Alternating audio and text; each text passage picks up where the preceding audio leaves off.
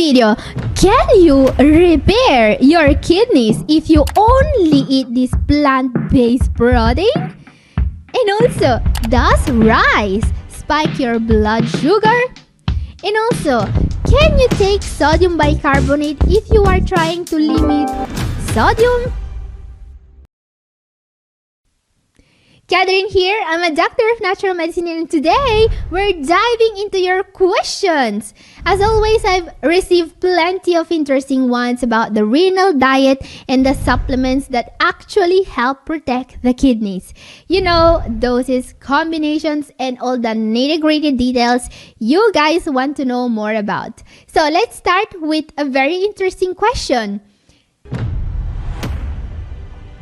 This is from one Natalie Ann. She asks, so this claim somewhere, do amino acids repair the kidneys if you avoid protein?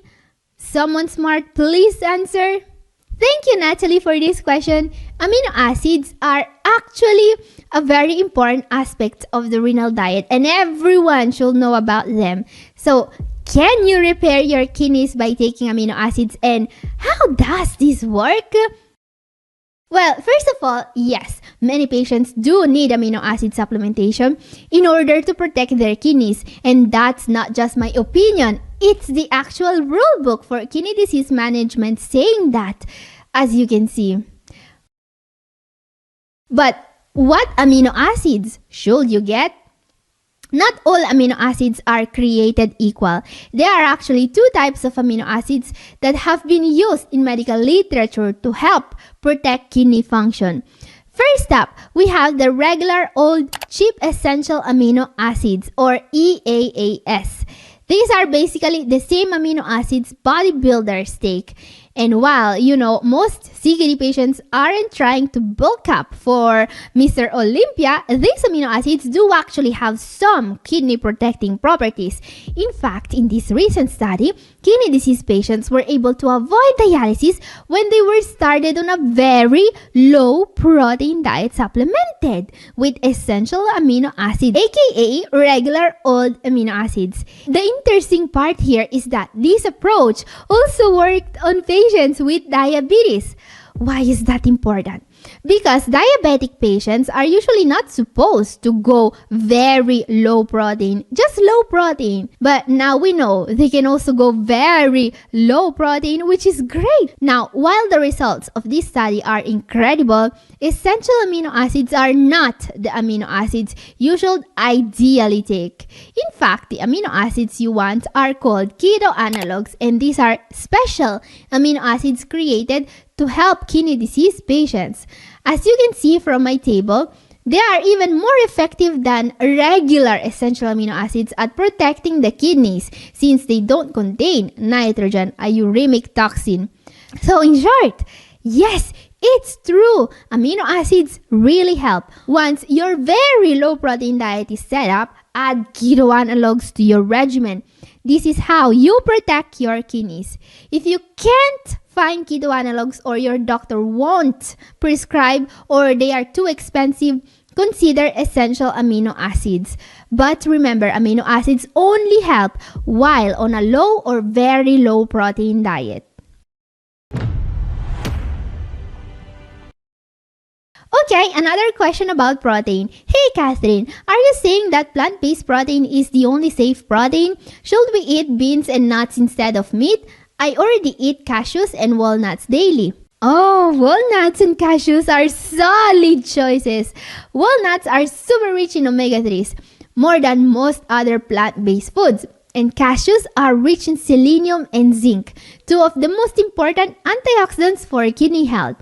Cashews are especially rich in unsaturated fats, a category of fats linked to a lower risk of premature death and heart disease.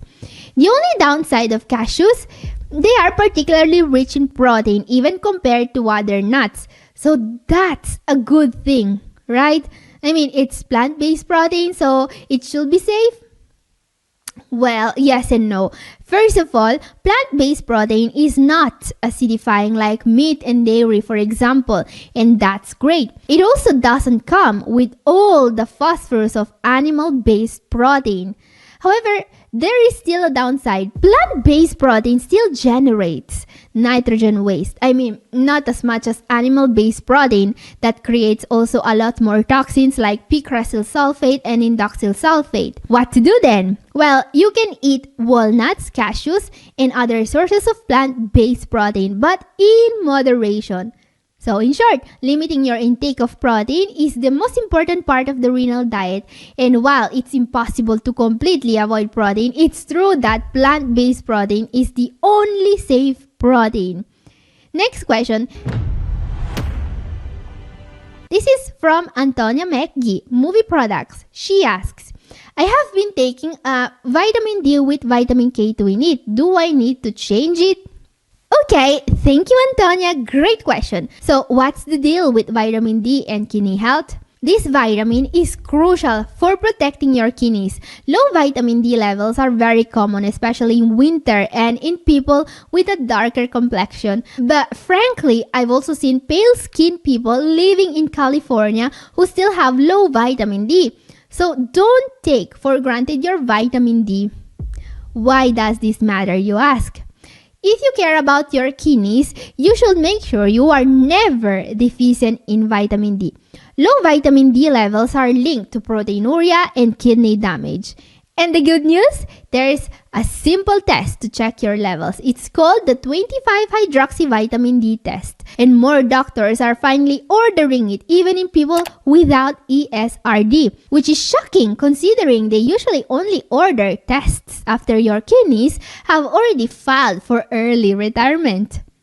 Anyway, let's answer Antonia's question. Is taking vitamin D with K2 safe?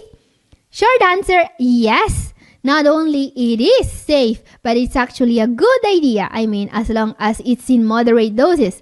So please don't start popping 10,000 IU of vitamin D a day like it's candy, alright? Some influencers used to recommend that an average person should be taking 10,000 IUs of vitamin D3 as a maintenance dosage every single. And then suddenly they changed their minds. I see. Wondering why. I guess someone called them out on their shit, or maybe all their followers were ending up hospitalized. I don't know. But yeah, huge mistake indeed, Dr. Berg. Anyway, don't take anything like 10,000 IU a day of vitamin D, alright? The most I would recommend in case of a confirmed deficiency is 5,000 IU a day, but with close monitoring. But if you don't have a deficiency, you want even less than that. And do a test. Know your levels. Don't overdose on vitamins just because some guy on YouTube said it's biohacking. Okay, up next, a question about another one of the most effective supplements for kidney health, omega-3s. This comes from Lilulai. He asks, how much omega-3s should I take? Well, it depends on your goal because you see, omega-3 fatty acids are one of the most studied supplements in the world, and they are not just, extremely effective against proteinuria and for protecting kidney health. They can help with a long list of conditions. Let's take a look. The lowest dose you see here is what everyone should be taking every day. This is what I take, what my family members take, and what basically anyone over 50 or with any risk factor for heart disease should be taking. So if you don't have time to learn more about omega-3s, this is your answer. But as you can see from my slide, omega-3s are not just for prevention. Studies say they can be used as an adjunctive therapy to treat certain conditions. And depending on the condition you want to treat, the dose needed may be higher. But I don't recommend taking more than 500 milligrams a day of combined EPA and DHA without your doctor approval. Especially, but not just if you are on blood thinners. Anyway, as you can see, higher doses of omega-3s can be used to treat, for example, heart disease, high triglycerides, and inflammation in general.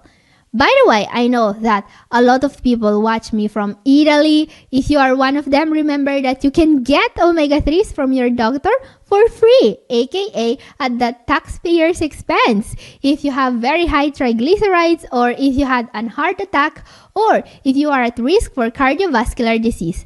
But in most other countries, you will have to pay out of pocket for your omega-3s. Please correct me if I'm wrong about this, by the way. Now guys, what's very interesting about omega-3s is that they can be used to treat proteinuria, especially in case of IgA nephropathy. You will need a high dose of omega-3s for that, alright? And consider that the dosages you see are for EPA and DHA, not for fish oil. So, for example, if you want to take 1,000 milligrams of EPA and DHA, you will have to take around 2,000 milligrams of fish oil or 2 pills, depending on the brand you are using. So, short answer for the question, how much omega-3s should you take, is take the lowest dose you see here. Long answer is get informed about omega-3s, okay? Because you may want to take more depending on what condition you might want to treat. Now, if you think this info is useful, don't forget to subscribe and set the notification bell to all so you don't miss my next videos. Okay, moving on, a question about sodium bicarbonate. Amina Ismail asks, if a patient has end-stage kidney function, can they still use bicarbonate of soda if they were told by doctor to have little to no salt? Doesn't bicarbonate of soda contain a lot of salt? Very interesting question. Many patients need sodium bicarbonate, and yet everyone should limit their sodium intake. What to do then? Should we renounce this life-saving supplement in order to decrease sodium intake? Are we stuck between a rock and a hard place? Well, not necessarily, because while it's true that sodium bicarbonate contains sodium, it's the amount what really matters. Let me explain. Take a look at my slide. As you can see, it's not like we prescribe CKD patients 10 grams of bicarbonate per day, alright? What I see most patients being prescribed is something like the starter dose you see here. And that amount of sodium bicarbonate only contains around 170 milligrams of sodium. Keep in mind that the daily limit for sodium is 1500 milligrams to 2300 milligrams, alright? So, can you still take bicarbonate of soda or sodium bicarbonate if you need to limit sodium? Yes, while it's clear that you should not take a huge amount of sodium bicarbonate, if you need sodium bicarbonate, get a prescription for it. Alright, another big question about the renal diet. This one is from a user called Mr. HZ3U. Yeah, okay. Okay, did he just fell asleep on his keyboard while creating his YouTube name? Anyway, here's the question. Conventional wisdom is white rice is better for kidney patients than brown rice because it has lower phosphorus and potassium. So why are you saying brown rice is better for us than white rice? Thank you, Mr. Whatever. This is a very important question about the evolution of the renal diet. Here's the thing. Conventional wisdom also says that kidney disease can't be stopped or reversed. It also says that CKD patients must end up in dialysis sooner or later, and that the diet doesn't really matter. Yeah, that aged well, because my actual clinical experience with CKD patients tells me a very different story. I see people improving every single day just by making smarter dietary choices. And guess what? Brown rice is definitely one of those better choices. Let's see why. As you can see, I made yet another table to show you exactly why brown rice is so superior in terms of nutrition to white rice. Let's take a look at the actual nutritional comparison I put together. And yes, before you ask, this is exactly how I spend my weekends, sitting here making tables about rice. Yes, that's why I'm so grumpy all the time. Anyway, is brown rice richer in potassium and phosphorus? And most importantly, is that enough to make a difference? Well, I think this table speaks for itself, doesn't it?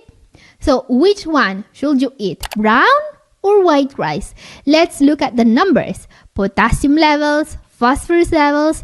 But remember, even on a low potassium diet, you still need more than 3,000 milligrams a day of potassium, alright? And also remember that we don't really count phosphorus from plant-based foods. Now, if you still think white rice is healthier, look at the other stuff here. This is what really matters. Yes, what really matters for a renal diet is the amount of fiber, vitamins, magnesium, and antioxidants you'd get.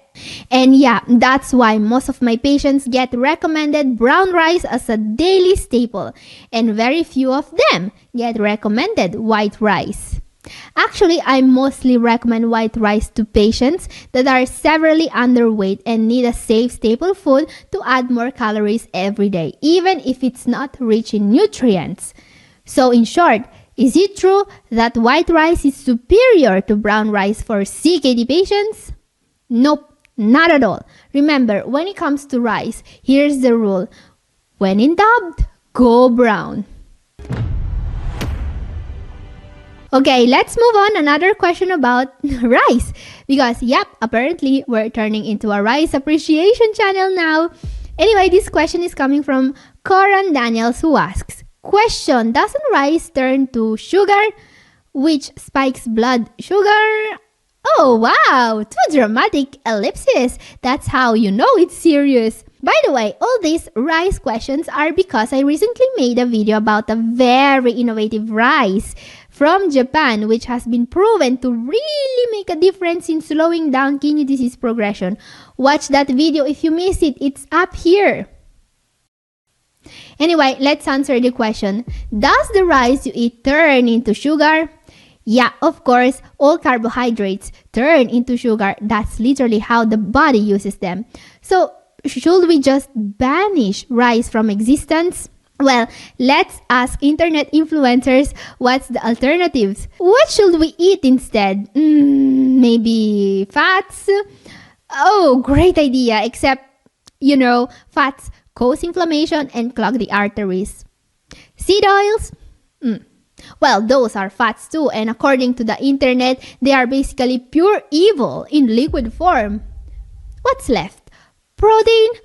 No way. I mean, you can ask any influencer. Everyone knows that protein activates mTOR, which obviously causes cancer, aging, bad breath, and probably also summons the IRS to audit you. So, what are we left with? Right. Nothing. I guess the only solution is to go outside, stand in the rain and sun and start doing some photosynthesis.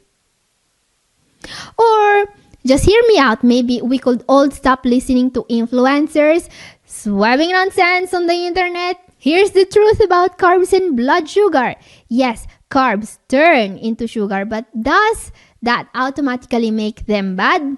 No, not at all. So next time some influencer tries to scare you into stop eating carbs, think about this. Short-term sugar spikes do not cause kidney damage. What actually causes kidney damage is years of consistency high blood sugar, the kind that stays elevated even while fasting. That's what leads to diabetes complications, CKD progression, and all the bad stuff. It's not rice, okay? So instead of panicking about what turns into sugar and what activates mTOR, how about we just follow a diet that actually works? A diet that includes some carbs, some healthy fats, and very little protein if you have kidney disease. So yes, you can eat rice. No, you don't have to become a human plant. Okay guys, let's move on. Let's answer a question that I received from multiple users actually. What about PKD? How do you treat PKD? What can you do for PKD? Can your tips help with PKD? Now guys, PKD is short for polycystic kidney disease. This is a genetic kidney disease, meaning it does not happen due to diabetes or high blood pressure. Instead, it occurs because of genetic mutations, which means younger individuals can also be affected. PKD causes multiple cysts to grow in the kidneys, gradually reducing kidney function. It often leads to high blood pressure, pain, and other symptoms. Alright? Now, some good news. There have been significant advancements in the treatment for PKD, with the most important being the FDA approval of tolvaptan, the first drug proven to slow PKD progression. Another area of study has been mTOR inhibitors like rapamycin, though they have not been as effective as initially hoped. Research is ongoing. Anyway, what about my tips? Do they help with PKD? Well, yes, they do. I try to focus on tips that help the vast majority of CKD patients here, and this includes those with PKD. For example, omega-3s, which we just discussed, are being studied for their potential benefits in reducing inflammation and proteinuria in PKD. And of course, the renal diet, which is one of the main topics I discuss here on Double Kidney, is crucial for PKD as well. A low-protein diet is particularly important for PKD management. However, unlike other kidney diseases caused by diabetes or high blood pressure, PKD is genetic, meaning we cannot completely prevent progression. That said, new treatments like tolvaptan and a proper kidney-friendly diet can help slow the disease and improve quality of life. And guys, if you want to see me answering more of your questions, this video appears for you, and this is all for today. Thank you for watching. God bless you all. Bye-bye!